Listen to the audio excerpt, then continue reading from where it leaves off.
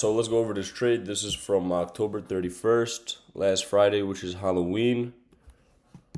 So let's go over this here. Boom. This is our Asian session right here. Let me go into a higher time frame for you guys. Okay. This is our Asian session right here. As you can tell, we consolidated. London session, we just about did the same thing and consolidated. Going into New York pre-market, this could have been the manipulation and then the reversal right here. So going into market open, you could have been looking for the continuation. My bias was kind of not so certain about this day, only due to these consolidations. Looking back on it now, I definitely could have found some shorts, and it probably would have played out better. I played it smart. We had these all sorts of draws on liquidity right here. Well, I think I entered off first was we had a fair value gap out here somewhere before we ended up going lower. Yeah, perfect.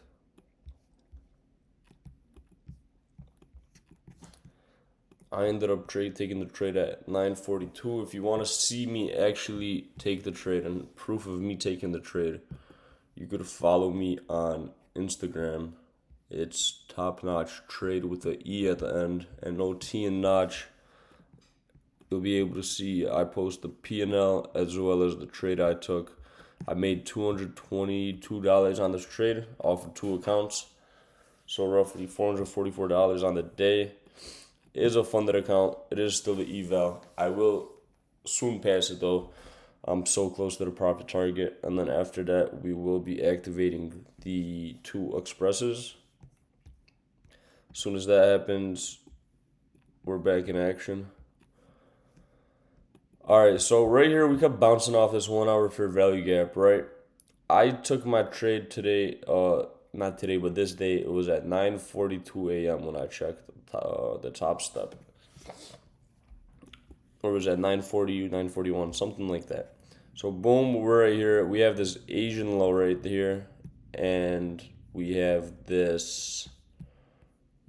Oh no, this is the London low right here, and we have the Asian low down here. So I noticed we went back above them. I didn't really know if it was necessarily a sweep or not because we did go down a good amount below them. So here, 5 minute time frame, what happened? Boom, we're in this fair value gap right here.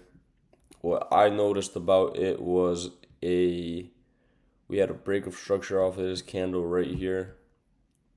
Boom, structure is broken. I saw this, so I'm like, okay, I think I'm ready to enter the 1 minute time frame now. Scale down 1 minute time frame. From here, we're just looking for some kind of confirmation to the upside where I found my confirmation very late.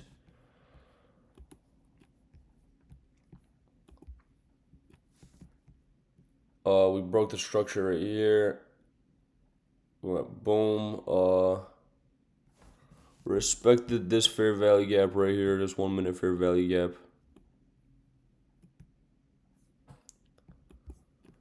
Alright, you guys can tell we're in this big 1 hour gap right here already, and we're about to bounce out of it, so I'm going to get rid of that. Boom, we hit this fair value gap. Super late entry. I'm honestly not happy with this trade at all. I could have played it much smarter. I had stop loss below this candle, 5% stop loss. And then as soon as I noticed we made a fair value gap right here, I ended up adjusting my stop loss just a little bit just to have it set below this fair value gap. So for a 3% stop loss, the first thing I targeted was these highs right here, these little highs.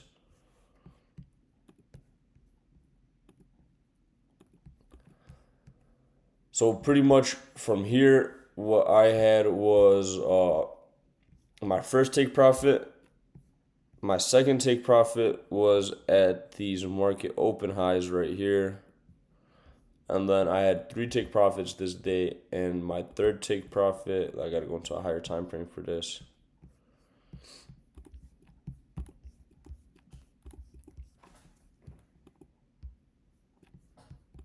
I also took this trade on ES, by the way, and then my third take profit was just at these highs right here. I was just shooting for the moon, I guess, which wasn't the best of ideas, but also wasn't the worst because, all right, right here, this would have been an amazing risk to reward. I entered on ES with this trade. 3 contracts. First take profit here, second take profit here, and then third take profit all the way up here.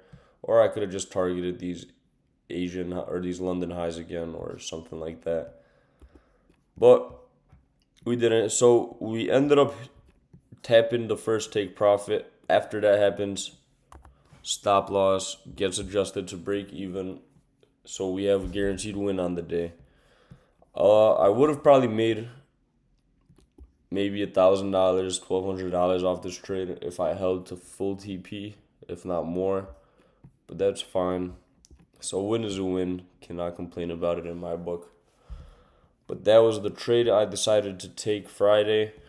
I will probably not be trading much this week, if I will be trading at all. It is currently Monday, November 3rd. It's 5:50 in the morning right now. So I guess I will be going over with you guys right now where I see this week heading. Let's enter to NQ. Let's go into the 30-minute time frame, 45-minute, 30-minute.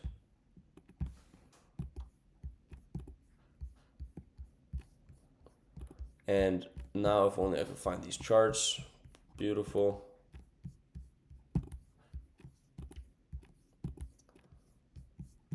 God damn. Okay, perfect. So, first thing we're gonna do, like I always love to do, is mark out New York session open, London or New York pre-market open, London open right here, and then Asian open right here. If you guys are on Chicago time, which is also Central time, the times are 7 p.m., which is 19. We have 2 a.m., which is just 0200, 7 a.m., 0700, 8:30 a.m., 0830. And pretty much from here, the first thing I'm going to do right now is I am going to get into the 5-minute, find the highest point. We only have the Asian session to mark out fully so far. So we're going to mark this out like that. And then we have this low right here. So far we only have Asian highs and Asian lows to mark out since the London or Asian, what am I saying? The New York pre-market won't open until 7 and we still have an hour and 10 minutes till then. Okay, now I'd like to go into the 1 hour time frame. 1 hour time frame does look bullish. We did have the break of structure right here, but that could always change. Okay, so first we have these highs right here, and then we have these highs right here. Honestly, that's probably all I would mark out for highs. We have these lows right here, which already got marked out pretty much. And then we have our new week open gap right here, which already got bounced into and then back up. If you guys haven't noticed, we love to bounce into these new week open gaps. I've said this before in another video. I will probably just make a whole separate video going over new week opening gaps, since they are a good tool to use for us and they give us a good confirmation based on like which direction market could be drawn towards. Sometimes we'll just completely go through it, we won't even know what we're doing. But oftentimes we like to fill these gaps right here. No orders are being filled over here throughout the weekend. So we like to enter right here and fill what we can. Usually if gaps are unfilled, we're going to want to fill them. Okay. So new week open gap right here.